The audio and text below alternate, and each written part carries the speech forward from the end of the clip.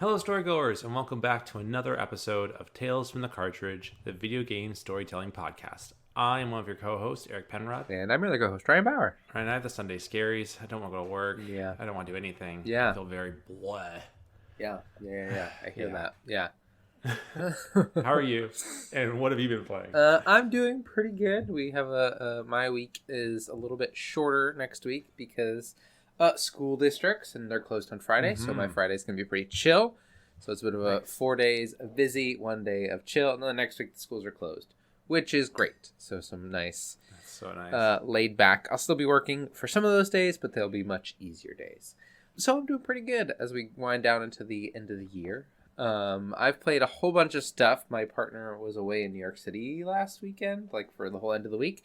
So I just played a bunch of stuff. So I played Cocoon that I saw that as we'll talk about more. Showed up at the Game Awards and I played it and really, really loved it. I've been playing some Lego Fortnite, which is just like scratching those old Minecraft itches. So that's been very fun. I'm still working my way through. I'm pretty much done with the God of War Valhalla DLC. And that's, how long do you think it is? Sorry. It's going to vary from person to person, I think, and how difficult you play, the difficulty you play on.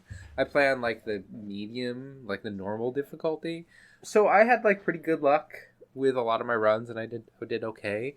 So like probably if you just are going to beat it, maybe 3-4 hours. Okay, if you want to fully complete everything, I don't know how long that would take. There's like a bunch of like achievements, like in-game achievements, like in the world achievements that if you do them on runs, you get more like currency that you can spend to upgrade your next run and stuff like that. So if you wanted to get all of those, it would probably take a lot longer. And if you play on like the hardest difficulties, and it tells you, it's super interesting. You don't like launch the game. You don't like go into your old save file. There's like a Valhalla option on the menu, and it takes you to a totally different instance of the game. Oh. So it asks you when you launch, like, how difficult do you want to play? The more difficult you choose, the more stuff you'll get. You'll get more resources. You'll get more rewards every run. So it kind of depends on, I would say probably go as hard as you feel comfortable. I played on normal, and it probably took 3 or 4 hours to like beat the amount of bosses, the end boss, and to reach like the end story stuff. I have some more narrative stuff to finish up, but... so I'd say about that. And then lastly, SteamWorld Build came out last weekend. It's another game in the SteamWorld series, which is like steampunk robots, Western. And it's like a really slim, basic city builder with some tower defense stuff. It was fun enough. It was a pretty nice way to spend a day, but probably will never go back to it after I like played it for a whole day and beat it. So yeah, that was very fun. And that's a whole bunch of things that I was playing last weekend, pretty much. I haven't played a ton this week, but yeah. Eric, how are you? What have you been playing? I'm blah, but I would like to give a pro tip. Yeah. For those who'd like to drink liquids out of mugs, I highly recommend you go to, if you have the option, your local pottery place, and buy yourself a nice mug. Because that's what my fiance and I did. Bought ourselves some nice mugs, and they make drinking coffee even more jazzy than they were before. Yeah. So I highly recommend it. It makes it a lot more fun. Or drink whatever you want to. Tea, maybe soda. I guess soda would work. Yeah.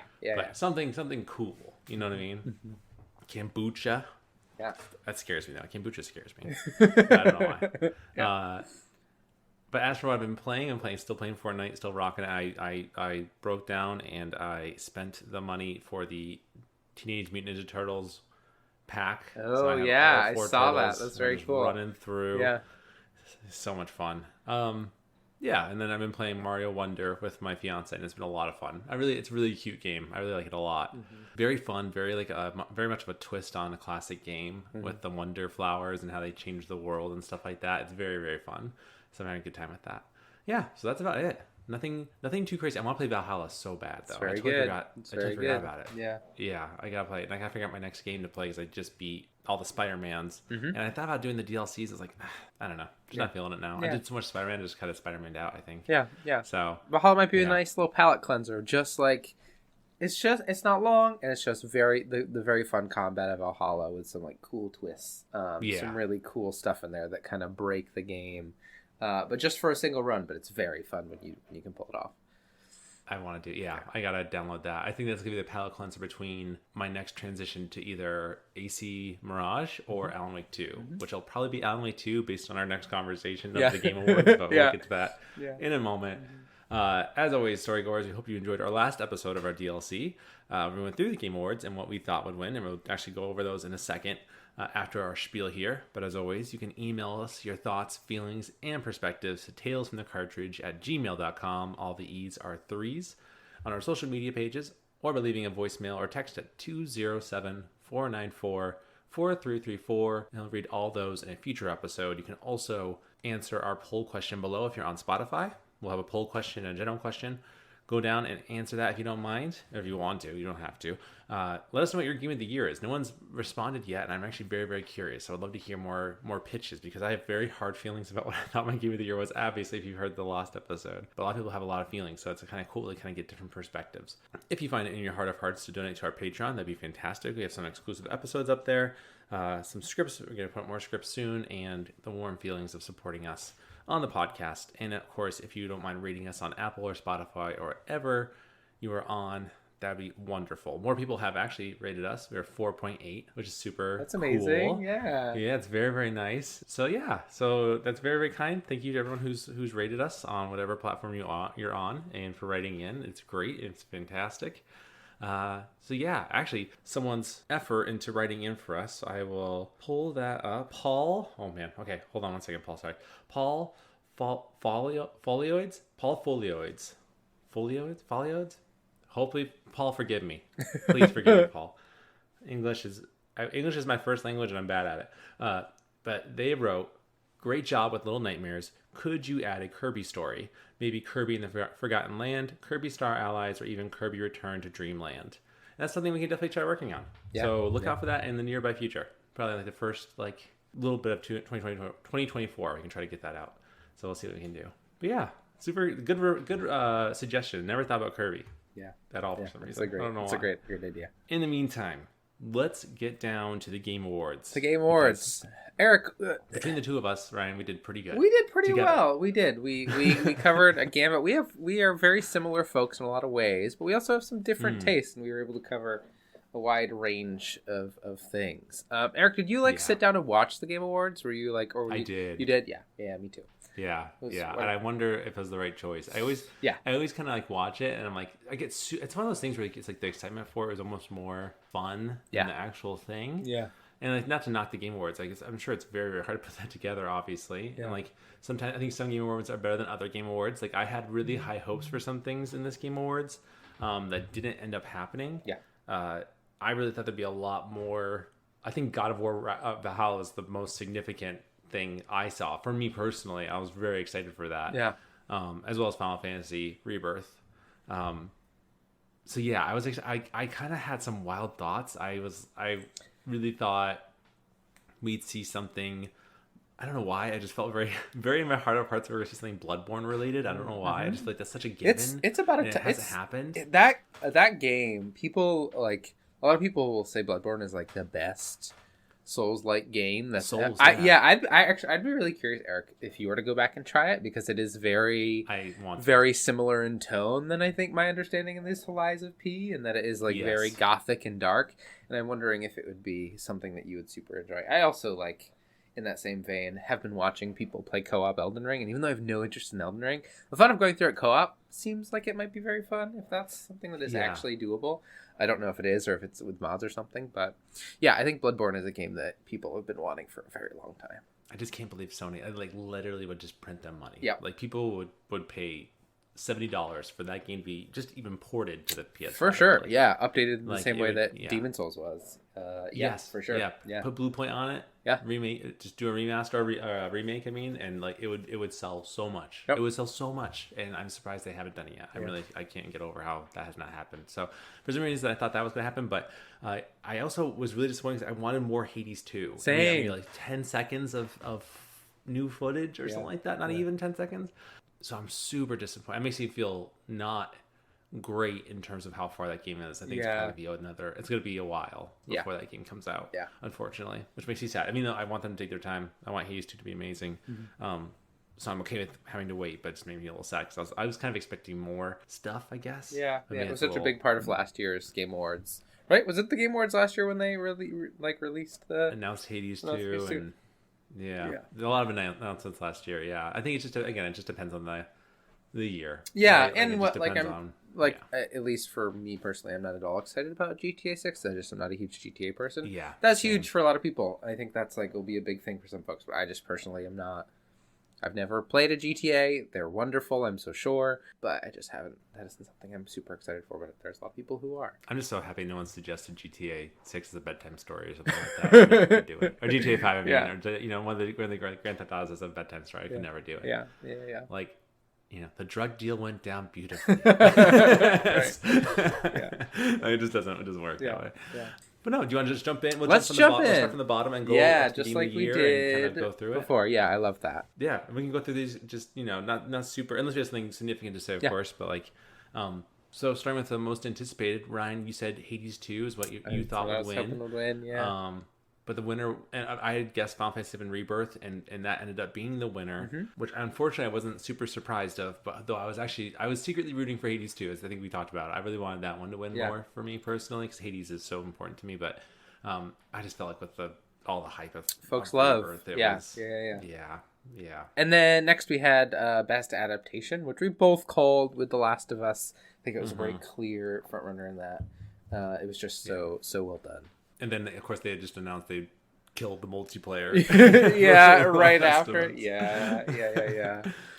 Though I am very excited for the remaster of Last of Us 2 I'm sure for PS5. I'm sure it'll be very fun. I'm sure it'll be very good. They added their own version of a roguelike in it, which I think will be really interesting. And I think it's a big bummer for all the folks who are working on it, but I think I enjoy their, single player games, and I'm excited for more of them. I'm sure Factions would have been great, but they decided that the financial need to wasn't worth it, which a lot of studios have tried to make them and failed, and then the studio shuts down. So I'd rather this, I guess. Yeah, I will say we've had such good times playing the multiplayer for so much Uncharted, fun. and Last of Us. Yeah. The first one. Yeah, which I think really if they just released a multiplayer like that, I think that would be good and people would love it. I just don't think it would make the money they want to make. So there's so much competition in that market too. I just don't see that. It doesn't make sense, especially if it's not as good as Fortnite or Apex, right? Yeah, or any of those multiplayer games. It's just not gonna, even Roblox, if it's not gonna be as good as Roblox, it's not worth, right? Or unless they're going for that Division money, which again, still a lot, what I mean? That's still a different vibe, right? Best multiplayer, we had both guessed Baldur's Gate 3, which ended up winning. So kudos to us. We were good call on that. Which I still think is weird, but yeah. I mean, it doesn't feel right, but it's also right. It's a strange, cool. it's a strange experience that doesn't feel like it was designed for multiplayer, but it just happens to create really interesting multiplayer experiences. I've had fun with it with multiplayer, but again, it's not when I think of a multiplayer game, it's not necessarily what I would think of. But yeah. Next was Best Sim Strategy. We both guessed City Skylines 2, but I'm very excited that Pikmin 4 won. That is probably one of my most favorite games I played this year. It's such a fun, puzzly game. I loved Pikmin 4, so I'm really glad that took the win. I'm surprised. I was happy too. For Pikmin. I'm happy, but I was like, man, that must suck for City Skylines. Paradox? Paradox, but they're the publisher, but the studio is okay. I probably should know it, but it's something Earth or Blue or Giant or something like that. Open world, open Earth, something like that. Yeah, they're that sucks for them. They're going through a bit of the ringer right now on the various City Skylines subreddits and communities. Unfortunately, City Skylines 2 is a great game, but I think folks love City Skylines 1 so much, and it's hard when the game releases and it's maybe missing some of those things which happens with every Paradox game. It's just how their model works. They support a game for years and years and years. And by the end of that release, it's in a really good place. And when they launch the new one, it just doesn't have as much stuff as the other one that was supported for 10 years. So it just doesn't always feel good. Best family went to Mario, which is Ryan. That was your guess. Yeah. I guessed Party Animals, but Mario. Now having played Wonder, I'm like, oh man, I should have guessed Wonder. That would have been the right guess. Yeah. I really thought. I mean, I don't think Party Animals won anything in the Game Awards. I was a little sad by that, but they did get a lot of hype just from people streaming it and stuff. I should have. I looking back now knowing what I know with Wonder, I'm like, yeah, that would have been. Yeah. That's the pick. That's the right pick. Yeah. Yeah. Next, we had best fighting game, which we both guessed. Street Fighter 6. We both got right. We both, picked up on that. It was a big win, and a lot of people really loved it. The next one was best RPG. I guessed Starfield and was miserably wrong. Yeah.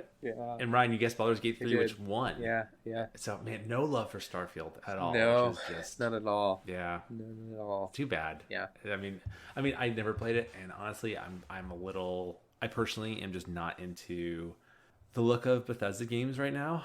I think I said this to you last night when we were talking. Like, I feel like if Bethesda games, like if Fallout 5 had the visual stylings of Cyberpunk, I'd be so excited, rather than kind of the robotic jankiness of a Fallout game.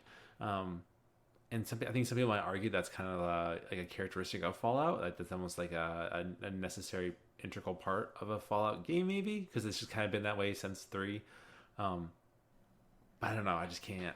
There's something to innovating that experience in a way, you know what I mean? I think that would be worthwhile. I think we've had, multiple games that look and feel like that, and it's probably, 76 had definitely a better color palette than Fallout 4 and Fallout 3, but still wasn't anything vibrant or wild. Yeah. It'd be interesting to see that. No, I'm very excited for the show. I really am super duper excited for the show. I hope it wins. I hope it does well. Yeah. Next we had best action adventure game. I'd guess Zelda. You would guess Spider-Man 2, and Zelda had won it, which I think is a good win there for Zelda. I think this is like their definitely the category that, at least for me, spoke to Zelda the most of the like specific genre related categories. Yeah, from my understanding too, like I think the online communities are very Zelda and Spider-Man 2 were very much at odds with one another, because their games were so similar in the idea that it was the same map but updated from their previous titles. Yeah, I didn't even think about that. Both action adventures. I guess it was very heated before the Game Awards as to who would win in the kind of different subreddits and communities online.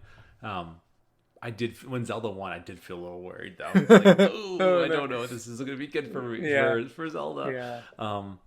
But I'm happy that it won, because I do feel like I do feel like it's a great action adventure game. I just don't feel like as we see with the next category, I don't feel like action adventure should be the category. I think it should be best adventure. Yeah, for sure. We have a literal best action game. Right. Next. Right. You know what I mean? Which like kind of like takes I don't know.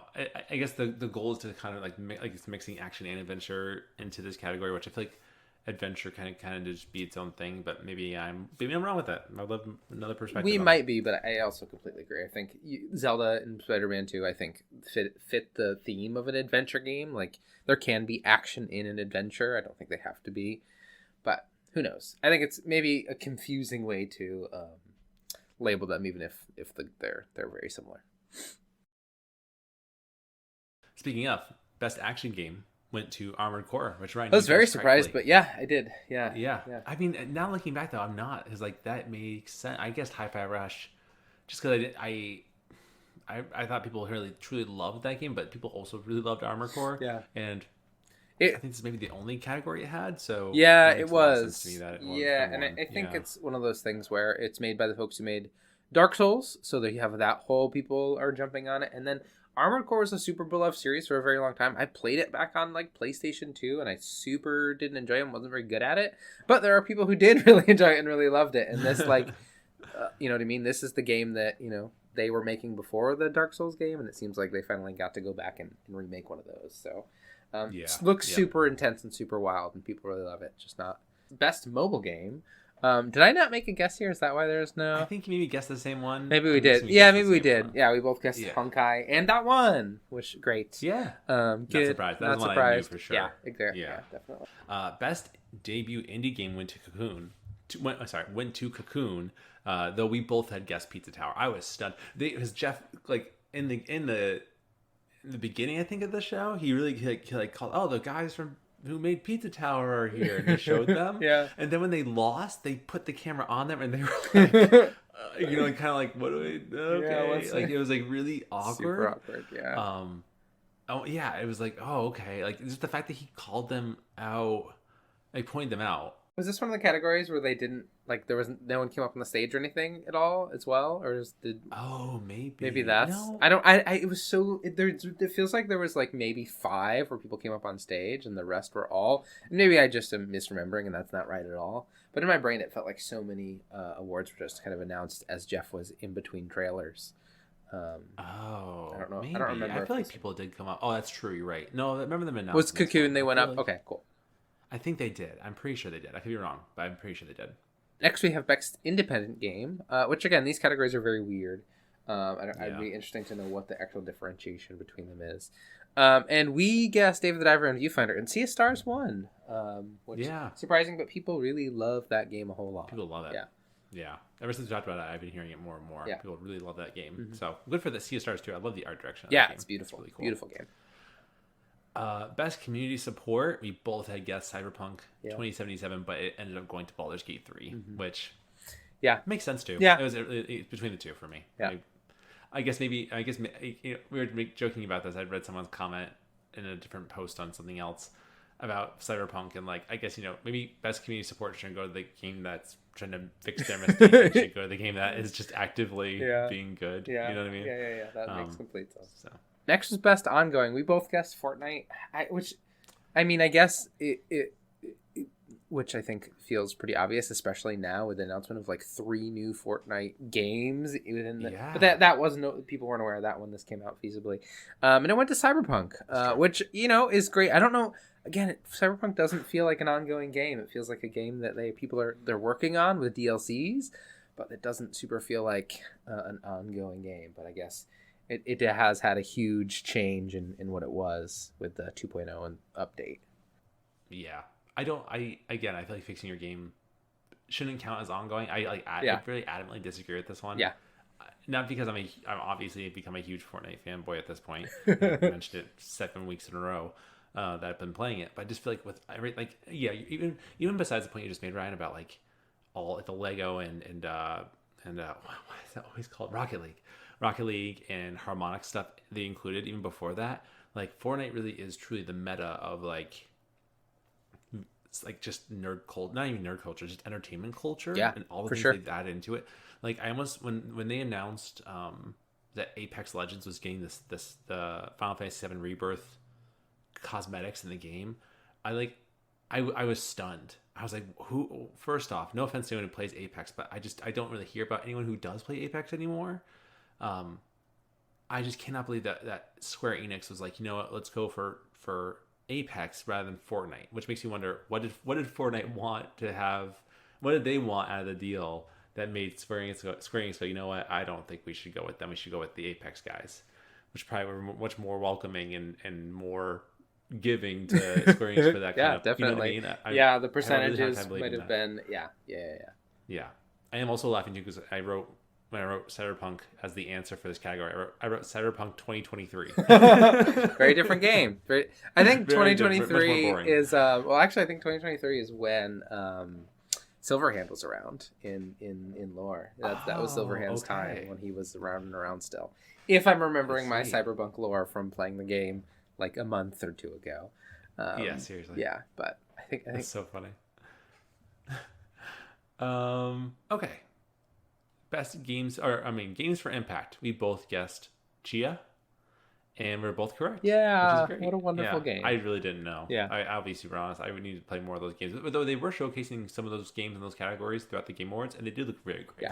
Yeah, they looked really cool. Mm-hmm. So yeah, good for them. Good for all the category members of that. All the ones in that category. Next is innovation and accessibility. I'd guess Spider-Man. You'd guess Street Fighter 6. I guess Spider-Man 2 is what I technically guessed. You'd guess Street Fighter 6, and this went to Forza, which is just a game I've never seen, so I have no idea. But I don't think it's real. It could be fake. Could I think it's all fake. Made up. I after this, I want to look at what it is that's accessible about it. I'm genuinely curious. Just all the things that Spider-Man offered alone, and Street Fighter 6 to make it more accessible for more people to play. I guess I'm just kind of ignorant to what Forza offers. Yeah. In terms of accessibility. So, but cool. I obviously don't know what the accessibility is, so if it's even more accessible, it's awesome. Great for great for people who want to get into these things, and makes it a little easier. And now, PlayStation is making their own accessible controller. Yeah, very cool. Which is great. I think after Xbox came forward and really pushed the margin for that and really showed how important that is, I think now PlayStation kind of sees that. So yeah, very cool. Very, very cool. Best performance. Ryan, oh man, we didn't put last names, but so just bear with us here. Ryan, you had said Neil from Baldur's Gate 3, who played, what's the character's name again? Astarion is his name. Astarion. The vampire guy. Sexy vampire. Sexy vampire, yeah, that's right. Sexy vampire. And I guess Melanie, who was one of the protagonists from Alan Wake 2. Mm-hmm. I need to play that game still, so I have no idea whose anyone's name is. Maybe the character's name is Naomi. I want to say it's Naomi. I could be very, very wrong. Sorry. But Neil won. Neil won. Yeah. I should have guessed Neil, because he just. I wanted to be hopeful. For some reason, I thought she was cool. She is very cool. Yeah. From what I've seen, she's fantastic. Mm-hmm. I just suck at English, so that sounded like I was dissing her. I wasn't. Melanie, you're great. So yeah, but no. So Neil won. His speech was very nice. He was very genuine. You can tell. Yeah. Next was best scores and music. We both guessed Zelda for this, and it ended up going to Final Fantasy 16. You played Final Fantasy 16, right? Didn't you play? Did you? No, didn't at all. Okay, that was the Game of Thronesy one, right? Yes. Yeah, with like the Titan stuff. Got it. Yeah, I want to play it, but it's one of those games where like I'm not super excited to play it compared to like Final Fantasy VII Rebirth. You know what I mean? Yeah. Like I will. I think I'll play 16 eventually, but just not. There's so many games I want to get through, and that's gonna be a while. That's gonna be a game that takes quite a while. Yeah. And at my age, it's hard to put that much time into a game. It's true. So it's very true. Yeah. Best audio design. You said Alan Wake 2. I said Hi-Fi, and Hi-Fi Rush 1. That's right. So, sure did. Yeah. So that was a good one. I mean, I think Alan Wake 2 definitely. I think people were making some points online that game is very like the audio is very in depth to get you immersed in that game. Yeah. Next was best art direction. I'd guess Zelda. You'd guess Lies of P. And this went to Alan Wake 2. Bull. Yeah. I call bull on this one. I call bull. I guess I need to play Alan Wake 2. You need to play Alan Wake 2, yeah. I when I even think of art direction, I think I don't know. Maybe I'm a little biased in my perception of art, because art is very fluid, obviously, and what one person sees as art, the other person may not, or vice versa. I just feel like with everything that Zelda had in its world, and everything that Lies of P had in its world, were so just like I'll take Lies of P because that was my guess, and I feel very hurt that it didn't win. just the different enemies in the game with the different robots and the monsters, the different characters and masks they wore. Just the different arms as well. I just can't imagine what a game like Alan Wake 2 that takes place in a more modern, realistic world could have in its art design that's more appreciated than like more imaginary goth or more like a gothic horror imagery, or Zelda that's just like this mythical, magical adventure. I don't know. I just my bias. So if anyone disagrees, please let me know. I need to play Alan Wake 2. Hopefully I eat my words. And I feel better about this, but I do feel like this one was a misdirection. I don't think Alan Wake 2 necessarily should have won, but that's just my personal bias right now. So yeah, the moment I was telling you this before, the moment that their performance happened, the Alan Wake 2 performance, I was like, oh, Alan Wake 2 is gonna. We had a bunch of stuff. Destroy. Yeah. They would not have them come on stage and do a whole performance, and Alan Wake 2 did not win. That would feel a little weird. Yeah. I feel like, you know what I mean? So it's like once Alan Wake 2, then I think it took this, and then it took, we'll get to it. We'll get to it in just a second. Next was best narrative, which we had both guessed Alan Wake 2 and ended up going to Alan Wake 2. Again, a game which I guess, to the credit of the game, we had neither of us either played it, but we've heard enough good things about that story that somehow, which I've seen like the first hour of it, and like to me it is complete nonsense. So how they like pull it all together to make it make sense would have to be such an incredible feat. So I'm really excited to hear what your thoughts are after you complete it, and we can talk through that some more, or if I watch a playthrough of it, because I don't know if I can handle playing it. But we'll see. Best game direction. We had both guessed Baldur's Gate 3, and Alan Wake 2 won.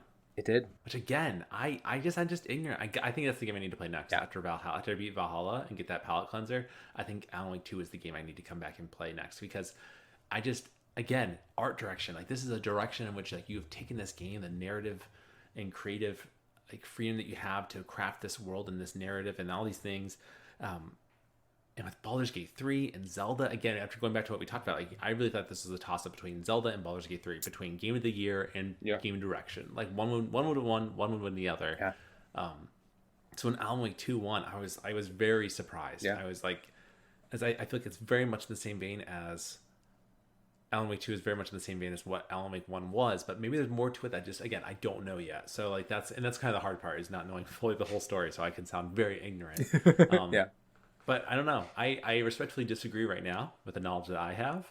But I am very happy for Retro. I'm very happy for them. And is it Retro or Remedy? I'm very happy for Remedy, and like I said, they seem very genuinely passionate about their games.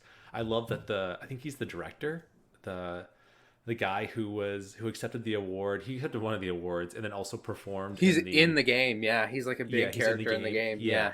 It's really cool to see him. He's the director. Yeah, he is. He's the game director. Yeah, okay. Yeah, he's just so cool. Like, he just seems like a genuinely nice guy, and he just loves to be a part of this whole thing. And I really appreciate about that. I really appreciate that about him. He seems like a very cool person. So yeah. Ryan, you get the lucky Game of the Year category. Game of the Year. So for Game of the Year, we had both guessed Zelda. We had kind of decided that Baldur's Gate 3 was going to do game direction, Zelda's going to take Game of the Year. That was kind of where we had settled, and we were wrong on both parts. So this ended up Game of the Year ended up going to Baldur's Gate 3.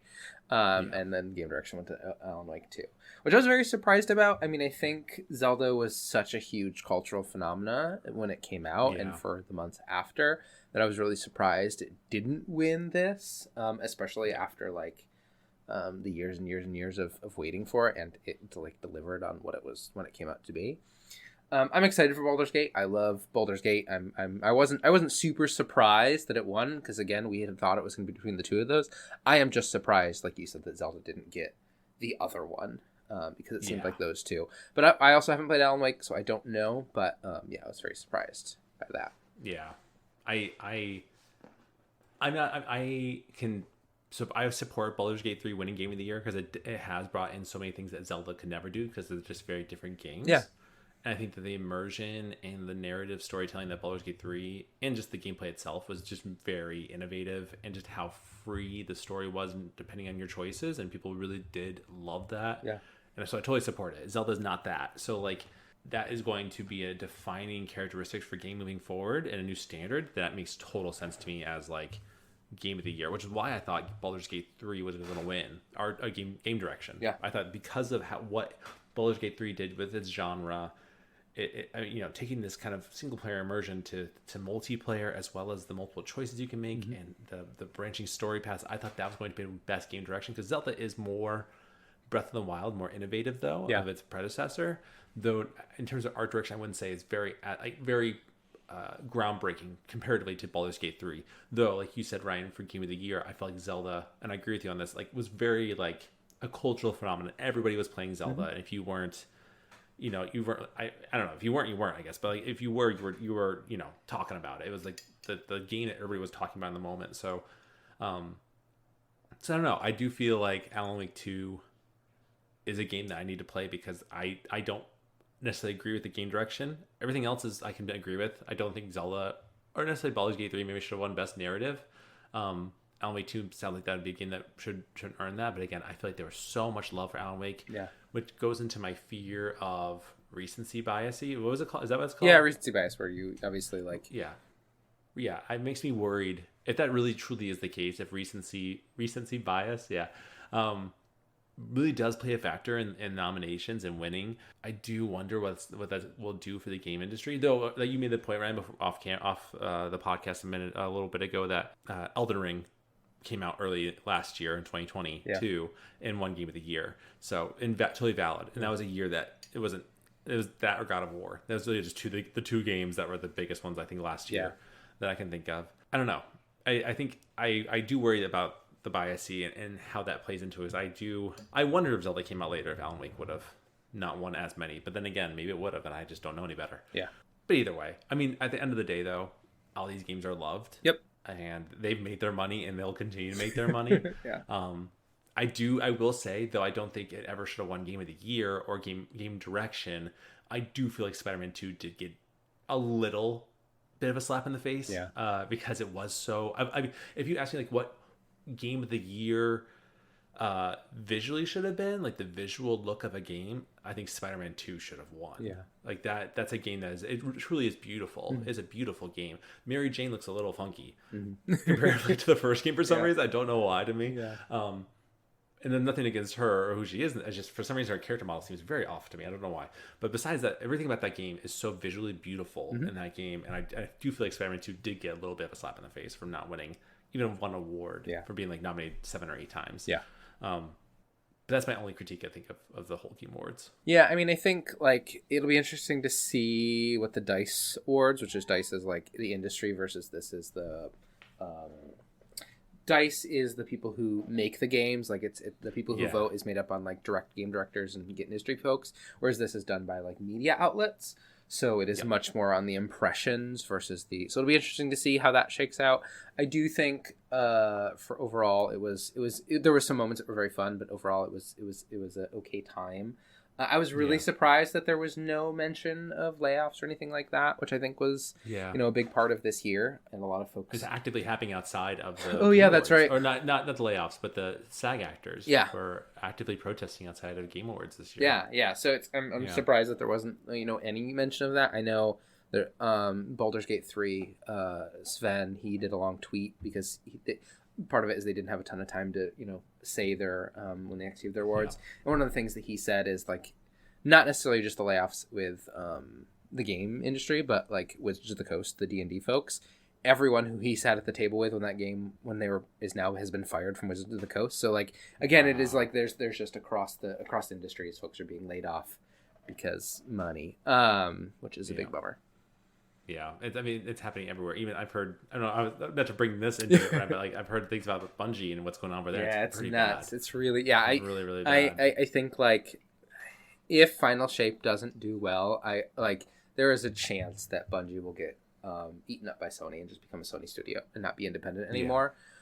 Which would be a bummer, but also the people at the top of Bungie are kind of making a mess of things right now, and it could probably use some type of change up. It's just a bummer that so many folks are losing their jobs who've worked on these games for so long, and the CEOs who are making a ton of money are making decisions that make them more money and keep them more financially stable, but at the cost of these folks' lives, which is a bummer.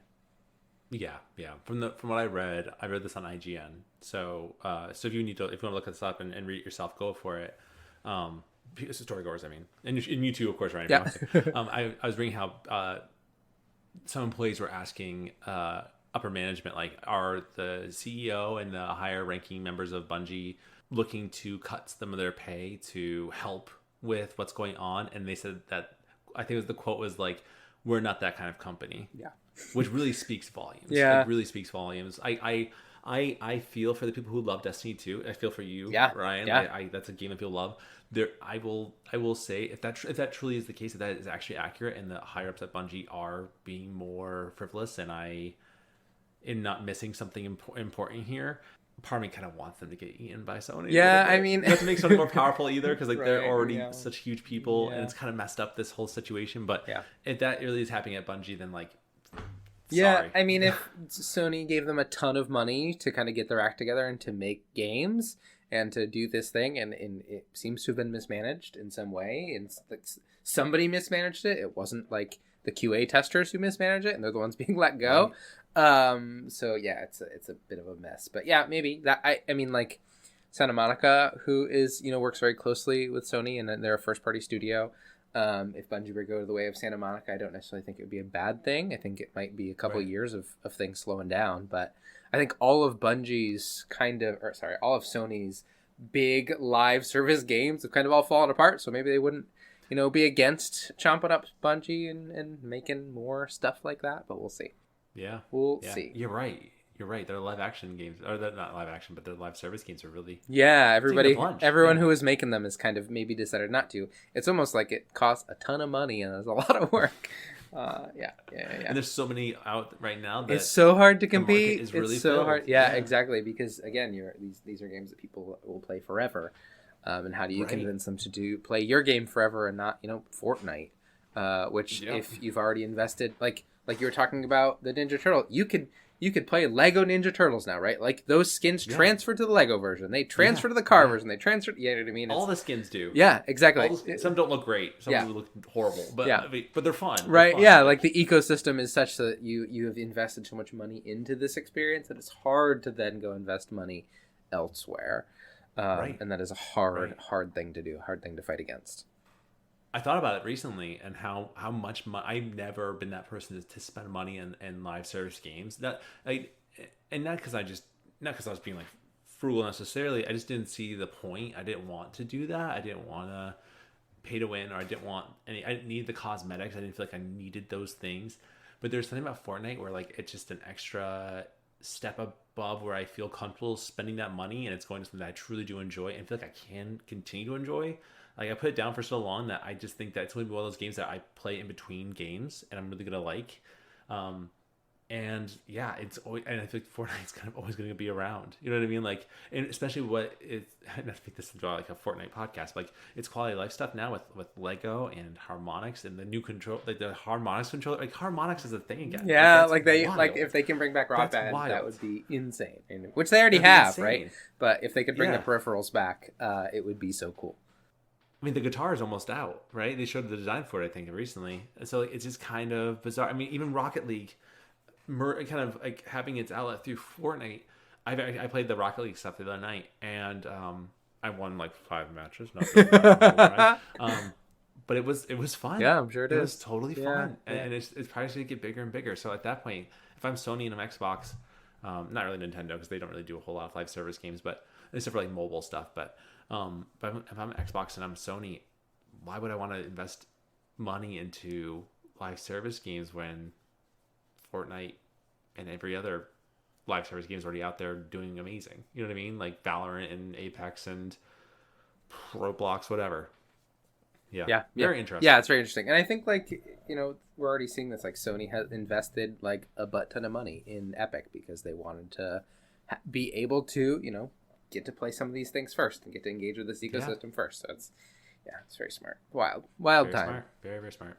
Yeah. How did we get to this from Game of the Year conversation? Talking about the DICE Awards and the industry and all the other. Oh yeah, that's right. Yeah.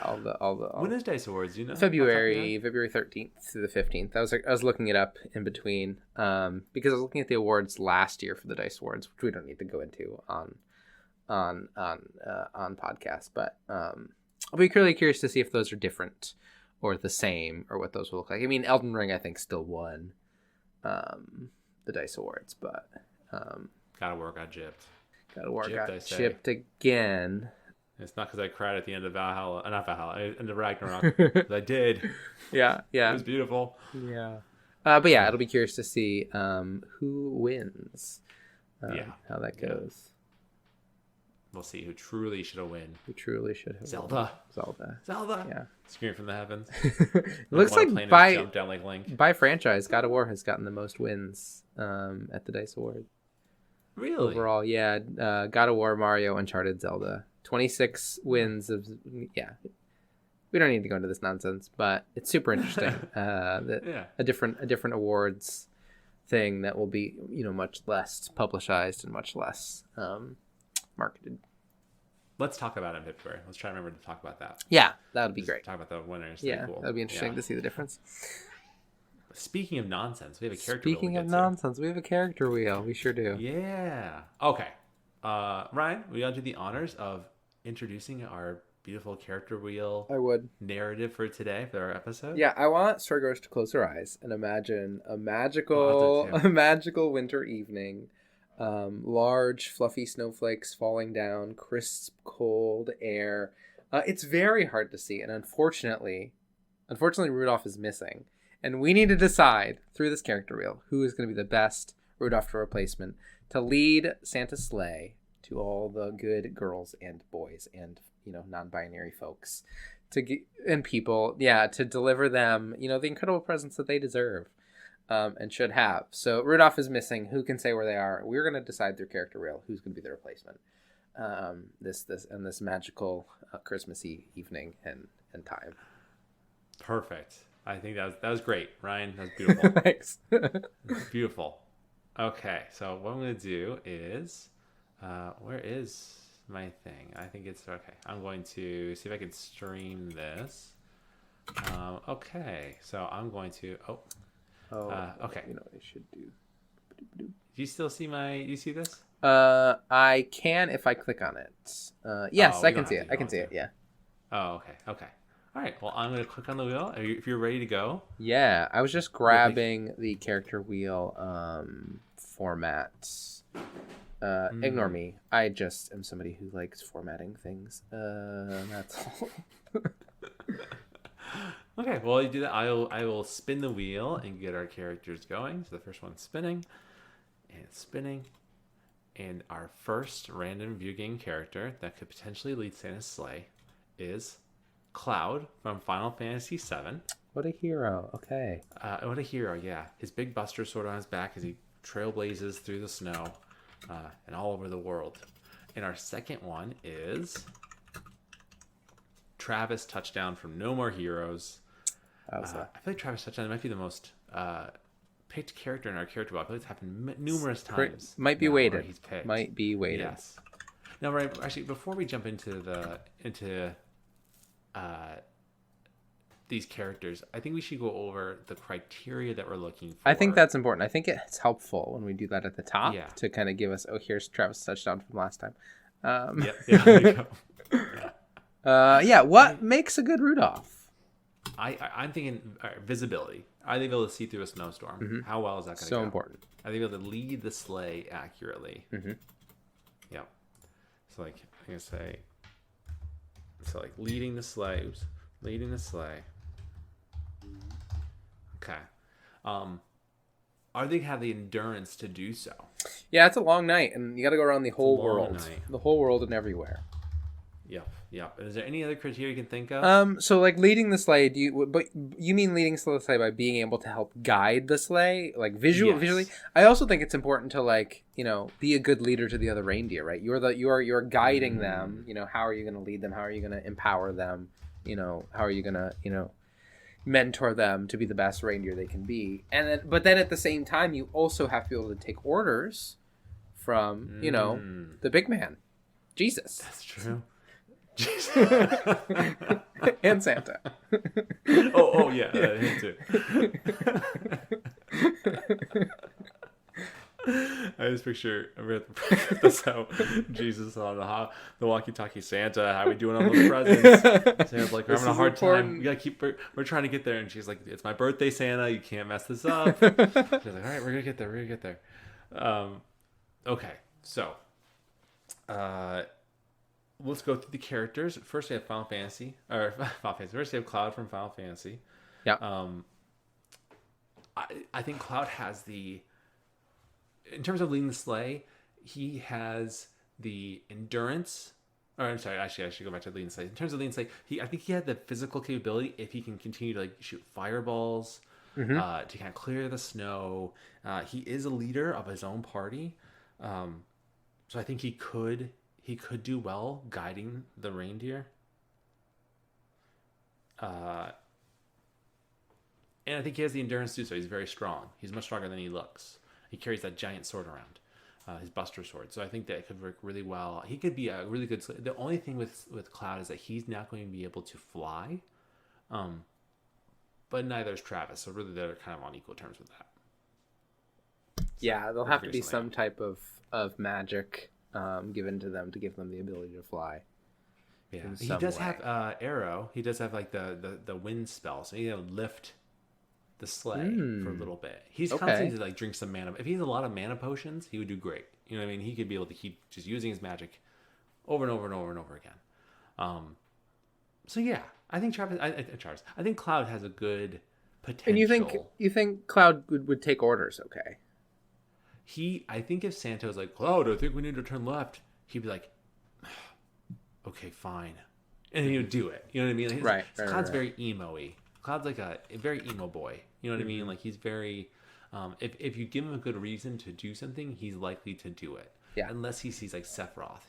He sees like Sephiroth in the corner like, Cloud, you'll never make it to all your presents. All the kids that need you. Oh, Sephiroth! And then Cloud's like, no, Cloud, don't sling your Buster Sword. We don't need that right now. And he's just swinging at nothing. Yeah, that would be a problem. That'd be a problem. Okay. Yeah. So distractible, possibly distractible by Sephiroth. Yes. Okay. Yes. Yeah. Oh, if he sees Sephiroth, he's going for him. He's not gonna leave him behind. So, because like Sephiroth's also he's also on the naughty list. Mm-hmm. So Cloud would be like, he's on the naughty list. And the Sigil's like, that's not how it works. And Cloud's trying to kill him. Yeah. That would be a very different situation. Yeah. Okay. What are your thoughts on Travis? So I know Travis mostly from these past character reels in our time talking about No More Heroes. And I imagine Travis might have the endurance because he does a lot of menial tasks. He can kind of put his head down and get things done. But I think you'd get super bored. And unless he was properly incentivized to do this, I don't know how willing he would be. Also can't fly. Right. But I think with Travis, and correct me if I'm wrong as our resident Travis expert, yes. I think it's just not the most altruistic individual. He isn't out just to deliver presents for the sake of delivering presents because it's the right thing to do. There has to be some incentive for him personally to do so. And maybe that incentive is just like money because he does a lot of weird stuff for money is my understanding. That is very true. So, possibly with some type of money or bribery or something, or like, you can get off the naughty list if you like lead my slave for a night. And I mean, that might be enough to get him there, but I think it's going to be more than just like, Cloud will do it because it's the right thing to do, even though he might be a little reluctant. Travis, you really are going to have to convince. Yeah, I agree. And like you said, he may have the endurance to get a whole sleigh across the world. It's going to be a lot for just a kind of normal human being. Yeah. He may not do very well visually. He has sunglasses, so he can probably like block the snow from getting into his eyes, but he's not going to be able to see through the snow. Right. And he definitely is not going to be guiding other reindeer very well. Honestly, with Travis's luck, it turns out to be like Santa is like an assassin who's like has to kill him or fight him. Yeah. It would probably go very poorly. I don't really see how Travis could do well in this situation. Right. Quite honestly. Right. Yeah. So I guess without further, should we just jump into? Let's just jump into it. I think this is a easier round. I would say pretty clear cut. Yeah. Okay. Yes. All right. 3, 2, 1. Cloud from Final Fantasy. Yeah, for sure. Definitely. Yeah, has to be. All right. So Cloud's our first winner. Yeah. Good job, Cloud. Rightfully so. I'm proud of you. Good job, Cloud. We'll send an award to that. Yeah, exactly. Yeah, nominated for best reindeer. Best if Rudolph was Rudolph not replacement. Yeah. I spun the wheel, and our next in category 2. Oh, interesting. Our first person that we've picked is Handsome Jack from Borderlands 2. Interesting. Okay. Yep. We'll get to it. And then the wheel spins yet again. And our next person who's up against Handsome Jack is Earthworm Jim. Wow, okay. Interesting. What a interesting crew we've got here. Yeah, really not the best reindeers when you think about it. No, definitely not the best reindeer, I would say. Yeah.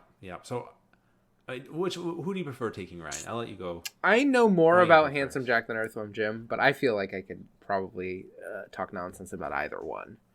Go for it. Go for Handsome Jack. Okay, Handsome Jack.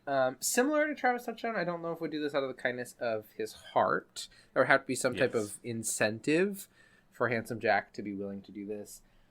Handsome Jack might have some ability with the technology they have to, provide lighting or to like deck out the sleigh in some way with some Hyperion technology of some kind to help support this thing. He has ran a large, a massive organization. So he has some leadership experience. I don't know if it will align with the culture that Santa is trying to create among his reindeer. I don't know if there'll be cultural alignment there in what they're looking for, but he has led before. Yes. And then endurance, I don't... Handsome Jack's a fairly tough individual, but I don't know if he could handle an entire night of like pulling a sleigh. That feels like it might not necessarily be in his wheelhouse. He's he's I think good in bursts and fighting, but maybe not necessarily an endurance individual.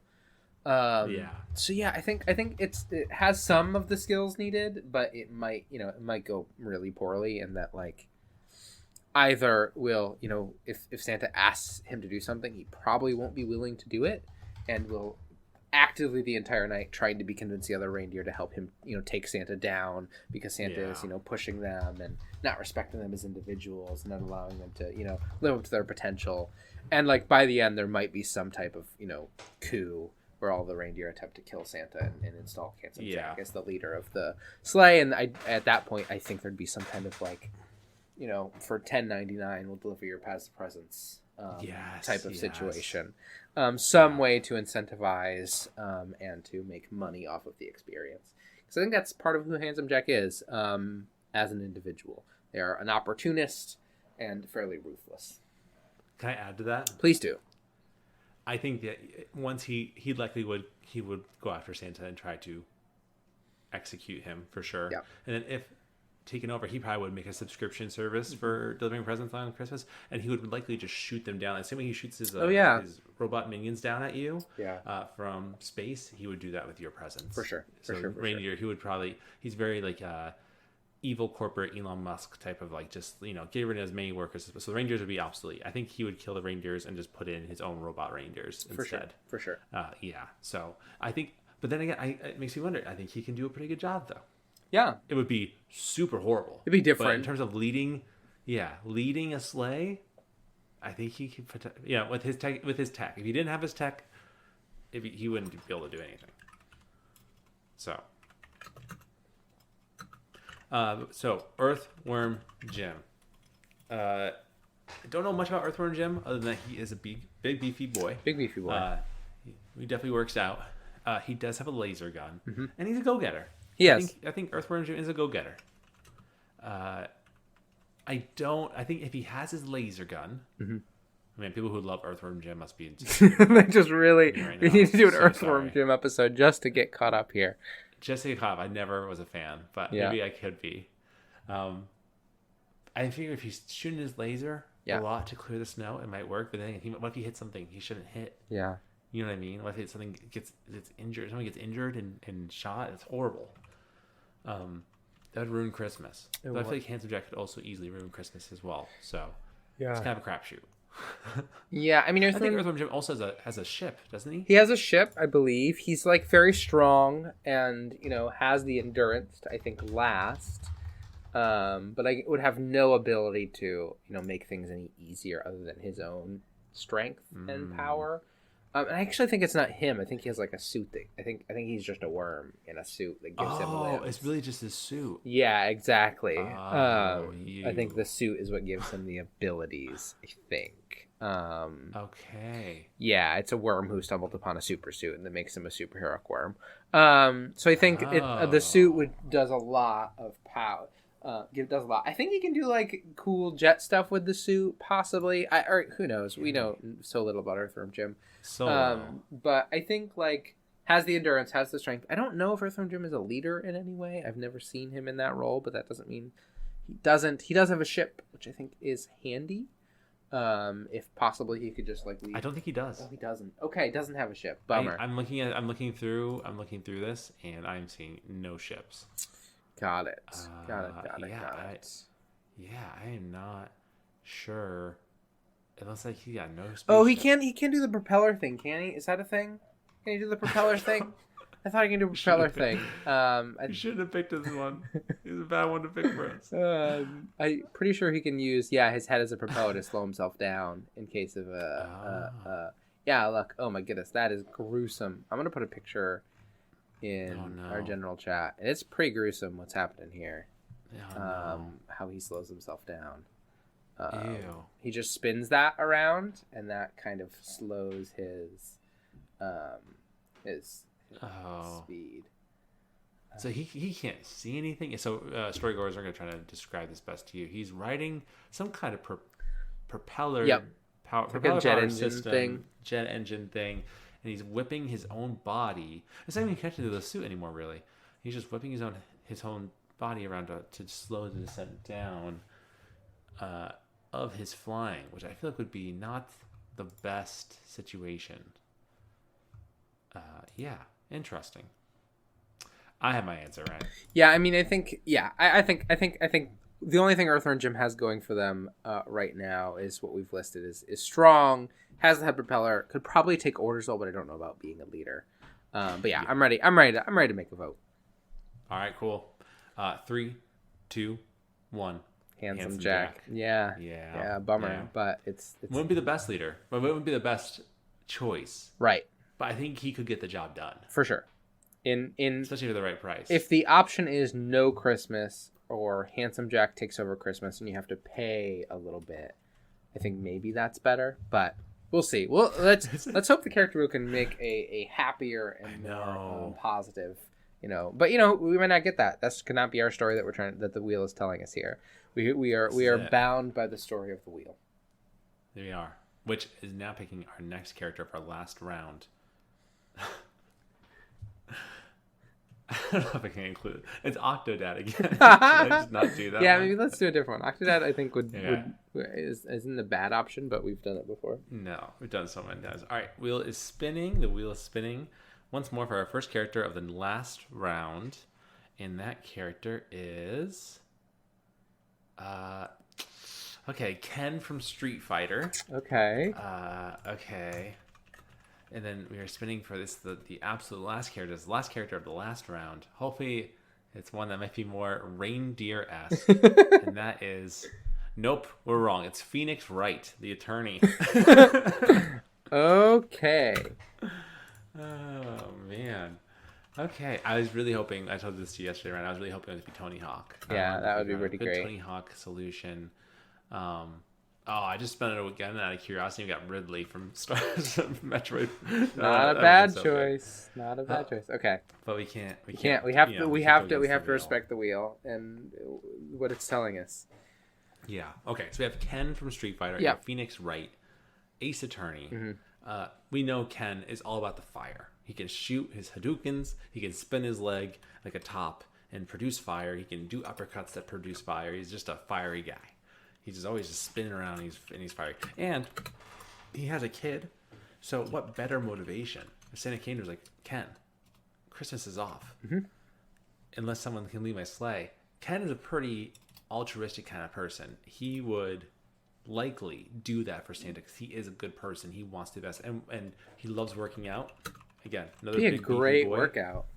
Such a good workout. Pulling that sleigh? Yeah. Again, traversing water would be a struggle, but maybe Santa has a jet or something attached to a sleigh. I don't know. Yeah. In terms of, getting those presents out. If it's snowing too, he just continues to Hadouken, clear out that snow in front of him.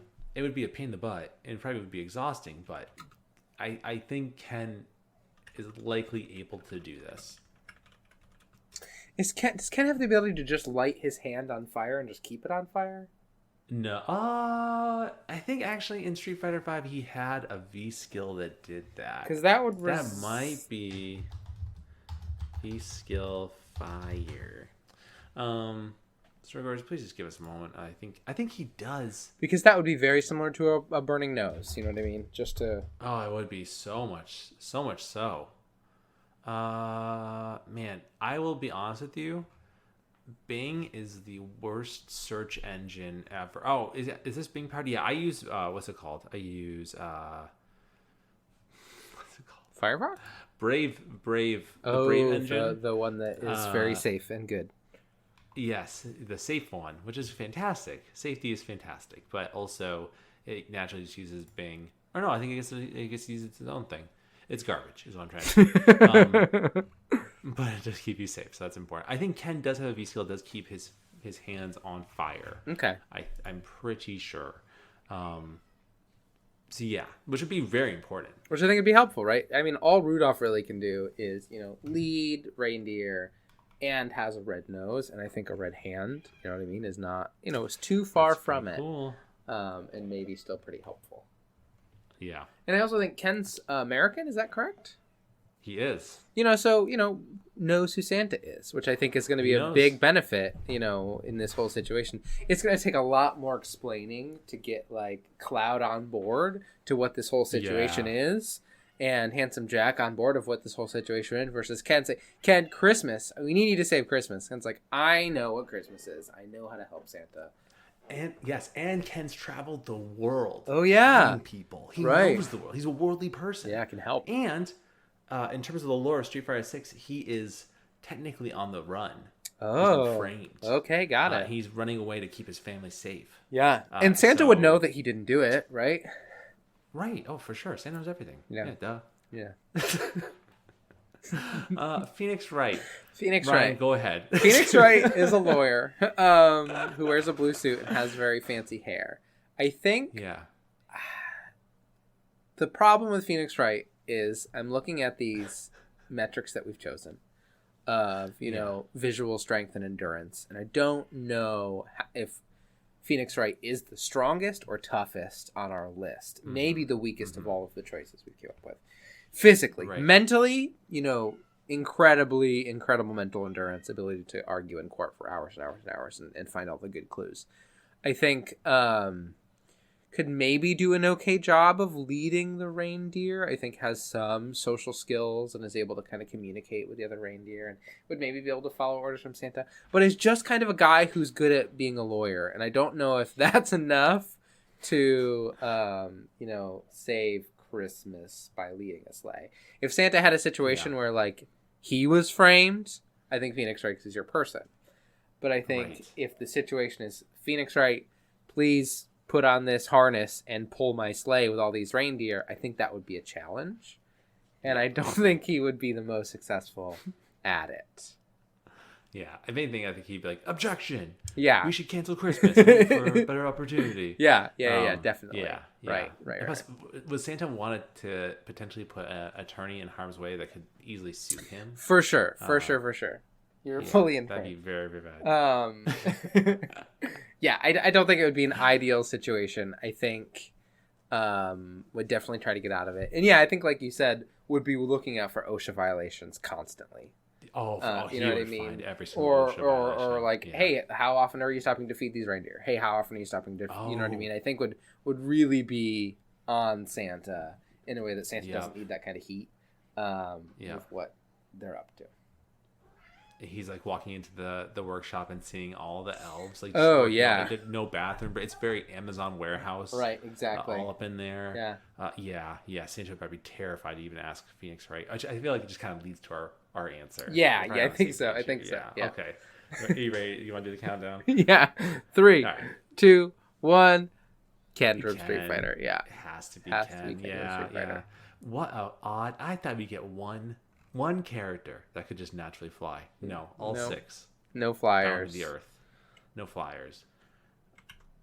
So we have, as our final round, Cloud Strife from Final Fantasy VII, Handsome Jack from Borderlands 2, and Ken from the Street Fighter series.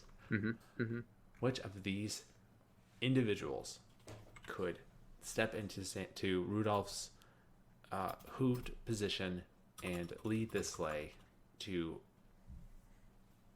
pass out gifts? Yep.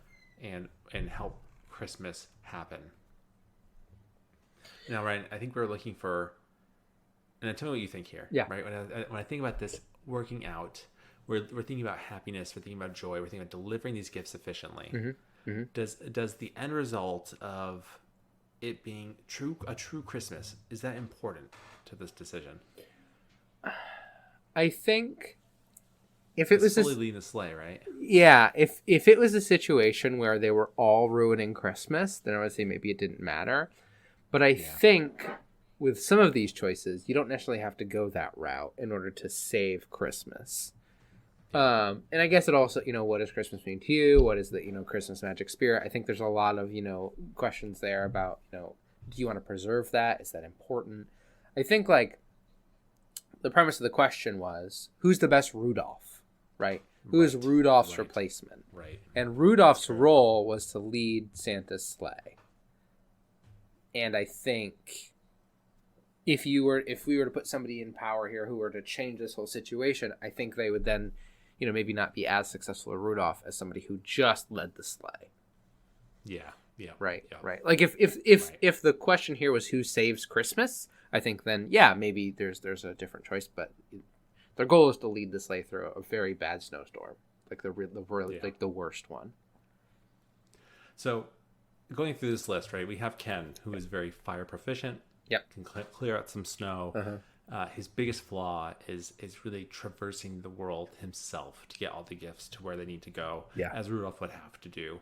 And arguably Cloud as well. Yep. Cloud would be really bound to the earth. He would have some spells, some magic spells, but it'd be really hard for him to cross the globe easily. Yep.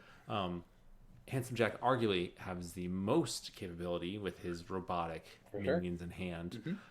Despite his evil intentions that would probably occur, he would be able to traverse much easier, though he is a leader. He is maybe not the most kind leader. Yep. He would be to these reindeer. Yeah. So yeah. So should we eliminate one, you think? I mean, I think yes, we should. I think there's a couple ways we can go about this. We either eliminate the two that are very similar and are filling very similar roles, or we eliminate the one that is like maybe going to lead to a bad outcome. I think it's just how well things go, right? Despite the positive, I think, and that kind of sums up the winner. I almost feel like in a way, of like, right? It's not about good or bad. It's who would be the best Rudolph, right? Of the capability of what they have in their arsenal of whatever. Yeah. Which I feel like leads to just one answer. What do you think? I don't know if it. I'm still unsure. I mean, I think I have a favorite here. But I don't know. I'd like to. I think we should eliminate one. Okay. And then that'll kind of, I think, clear it up.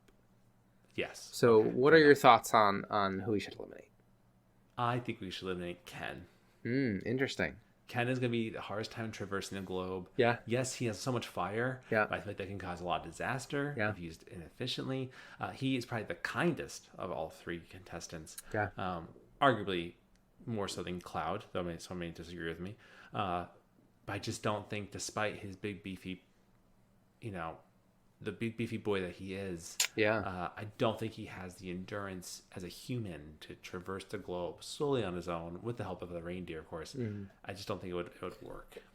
Interesting. Okay. What about you, Ryan? Cloud, to me, Whoa. I saw Cloud or Ken as like maybe one of the front runners, as like has the endurance and strength, can't fly, but will happily do it just for the love of the game. Even though maybe won't be the most successful because he cannot fly, but he is. You are right in that he's the only one here who can't inherently fly or doesn't have any. He has no way to fly, no ability to fly. Yeah. I just had this thought, and I think we need to talk about this to make this answer. Yep. Now, the other reindeer are involved, right? We need the other reindeer. Yeah. So this kind of changes things then, because they're not on their own doing this, right? The other reindeer are really causing the flight to happen. They're able to help out. Yeah, for sure. They're helping out. So the flying capabilities are maybe off the table, because the other reindeers are really pulling the weight of the flying. Sure. So maybe that changes things a little bit then. Yeah. Right? Yeah. So then our protagonists here, our final three, our Ken, Handsome Jack, and Cloud, are all kind of dangling in the front. Yeah. Leading the sleigh. Yeah. And some are dangling in the front, or somehow have a platform. They're kind of leading the sleigh in some way, shape, or form. They're not doing the flying necessarily, but they are just leading the charge. Yeah. Of what they have. And I guess does that sound fair? That sounds very fair. I think that balances out the fact that none of them can fly. Yes. I mean, they have some capabilities to fly, but it balances out that way. Right. I also think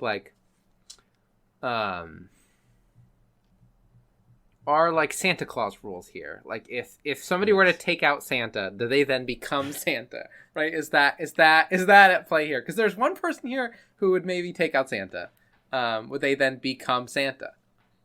I'm gonna say no. I don't want to come out on this. I don't think I want to come out. What do you think? Fair. No, I think that's totally fair. I just think that changes the success if Handsome Jack were to kill Santa, then become Santa, and then still complete the night. Like maybe there's a world in which that's a win, But I guess again, they're not Rudolf anymore. There's not a Rudolf. Right. Right. Okay. I think that clears it. I would like to rescind my cancellation of Ken. I think that now with the parameters that other rangers are taking kind of the brunt of the flying. The flying's kind of off the table. Yeah. So the traversal around the globe isn't important. And actually Ken's fire powers are very, very important in this regard. Yeah. Which now kind of leads me to, I would like to change my answer if possible. Mm-hmm. I think because of the natural tyranny that Handsome Jack would cause, he would likely make traversing the world and giving presents out, while not being the leader of the rally. He'd be the leader of the reindeer, but not really the leader of the charge. I think that would get to him, and he'd want to kind of ruin Christmas. Yeah. I think the Handsome Jack should be the one that we should eliminate. Okay. Personally. That's who I was leaning towards, I think, eliminating. Okay. I think that leads to the least successful thing. And I also think, something to keep in mind here, Rudolph, when he took over, was a child. So I think that's, you know what I mean, there's some strength needed, but certainly the role Rudolph played was like leading the sleigh, but also like lighting the way. And I think both Cloud and Ken have ways to do that while also leading the sleigh. I agree. So yeah, I think we can eliminate Handsome Jack. I think that would be.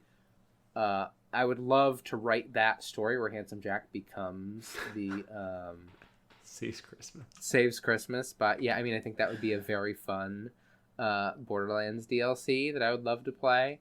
That'd be great. I don't think that's what we're looking for. Okay. So now we're kind of between Ken and Cloud. Ken and Cloud, yeah. And I had a thought, Ryan. I'm curious if you would agree with this. Yeah. Do you feel like Cloud isn't the beefiest boy, which is fine. Yeah. Rudolph was a child. Yeah. I really want to make that point. Keep talking about how Rudolph was a child. I'm just saying. Child labor laws don't apply to reindeer. But Ken is a big beefy boy. He's very extremely muscular, kind of too much so. Maybe. No, not too much. Sorry. Yeah. You know what I mean. I know what you mean. Do you feel like the weight of said muscles would cause a struggle? There's an issue. Hold him up while he leads the sleigh? Yeah, there's definitely... While they both have fire powers? Yeah, there's definitely an issue there in the amount of weight that Ken... I mean, does Cloud have his big sword also? Because that also adds a lot of weight. That's a very heavy thing. Cool. But I also think something to keep in mind is, I think you pointed out very well, I think Ken might see this as just a great workout. And is that also then going to get in the way, right? We're stopping again. We just stopped. I'm not even, you know what I mean? I haven't even started, burning yet. And now we're stopping again. Is that going to be an issue? Right. Whereas Cloud saved the world. He knows the importance of a duty. Yeah, exactly. To do the right thing. Yeah. And maybe putting up with things that are bad just because, you have to. And it serves something greater. Where again, I don't know Ken's story as well as you might, but I don't know if Ken has been in that situation. He likes to fight. Yeah. He's a great dad. But what if he's a little biased towards his son? He gives his son extra gifts. He could. It's possible. Yeah, it's true. It's possible. Yeah, I think there's something to keep in mind. Definitely. I guess we had just so it sounds like they're both kind of equally heavy because if Cloud has his sword, which he probably would, and Ken doesn't, they're probably roughly very heavy, comparatively. So I guess it really just depends on who is the better leader, right? Who would take it more seriously? Yeah. That's true. That's a great point because I think from a strength and endurance standpoint, they probably both would be fairly successful. But that who is the better leader? That's the question. And Cloud has led before, right? Cloud has led a group of people. Has Ken had a situation where he's led a group of people or anything like that? He's much more individual, much more like I'm out for me. He's a family man, but that's about it though. Right. He's not leading a group of people. Right. He's kind of doing his own thing. So if Cloud is leading a group of 9 people. If 2 reindeer got in a fight, would he have the tools to help talk them down and work through that? Versus would Cloud have those tools? I think Cloud would also struggle, but I think he would likely have a better tool set to handle that compared to Ken. Yeah. Ken would be like, knock it off back there. You know what I mean? Kind of mentality, I feel like. Right. Yeah. Which I feel like, I'm just going to go on a limb here, Ryan. I'm kind of leaning more towards Cloud. I am too. Natural leader. I am too. He has the firepower. I think the only weakness here is these last 2 pieces, the reluctance to maybe follow orders. And then if he sees something that is more, true to what he wants to be doing, will he, discard his duty to go for that thing? And it may never happen, right? Sephiroth might not, Right. he may not show up on that Christmas Eve. He might be somewhere else. He may not. But he could. Is there a similar person who would cause Ken to disregard his duty?